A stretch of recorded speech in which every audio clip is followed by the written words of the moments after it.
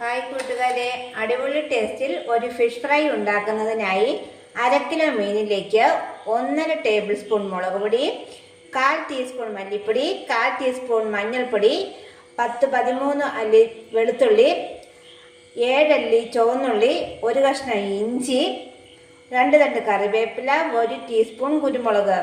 ഇത്രയും നന്നായിട്ടൊന്ന് അരച്ചെടുക്കാം. തയ്യാറാക്കിയ അരപ്പ് മീൻ കഷ്ണങ്ങളിലേക്ക് ചേർത്ത് കൊടുക്കാം.